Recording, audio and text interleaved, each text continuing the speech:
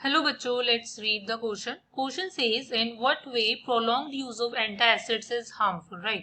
किस वे में आपके पास prolonged use जो है antacids का harmful होता है ये आपको बताना है.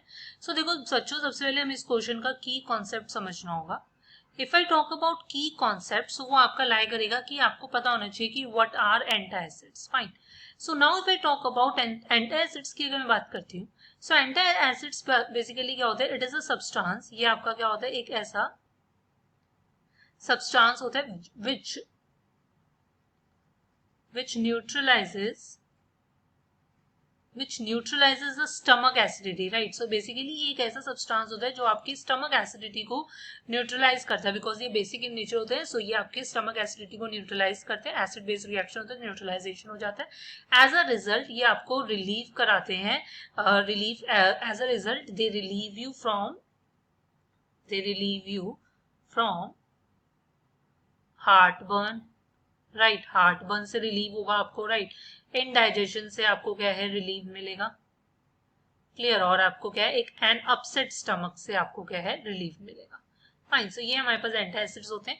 ये हमारा की कॉन्सेप्ट होगा. But now if I talk about, देखो बच्चों कि प्रोलॉन्ग्ड यूज से क्या होगा. देखो हर मेडिसिन, नॉट ओनली एंटासिड्स, हर मेडिसिन की प्रोलॉन्ग्ड यूज के कुछ साइड इफेक्ट्स होते हैं. अब एंटासिड्स के केस में क्या देखा जाता है कि एंटासिड्स, जैसे कि मैंने बोला कि ये एक बेसिक कंपाउंड्स होते हैं. फाइन. आपके क्या होते हैं, बेसिक कंपाउंड्स होते हैं. अब होता क्या है कि अर्लियर जब हमारे पास क्या था, अर्लियर पीरियड ऑफ टाइम में हमारे पास ये आपके सोडियम हाइड्रोजन कार्बोनेट्स होते थे या mixture of aluminium and magnesium hydroxides होते थे, right.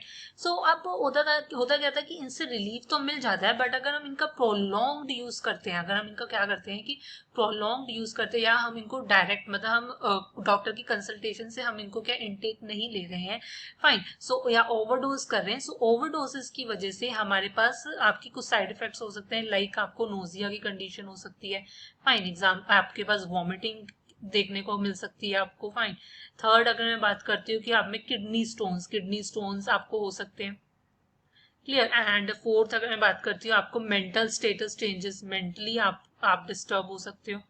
Isn't it? Mental status changes हो सकते हैं. सीवियर कंडीशंस में आपको हार्ट डिजीजेस होने के भी चांसेस होते हैं, right. So it is always recommended कि हमें एंटासिड्स जो है वो डॉक्टर की कंसल्टेशन से ही लेना चाहिए, और सिर्फ उतने ही पीरियड ऑफ टाइम के लिए लेना चाहिए जितने पीरियड ऑफ टाइम के लिए आपको कंसल्टेशन मिली है, राइट. उसका ओवर यूज नहीं करना चाहिए, बिकॉज उसके काफी साइड इफेक्ट्स होते हैं जो आपके सामने हैं. So you will say that prolonged use of antacids is harmful as it can cause these many side effects that are in front of you, right. So hope you understand it well. Best of luck. Thank you.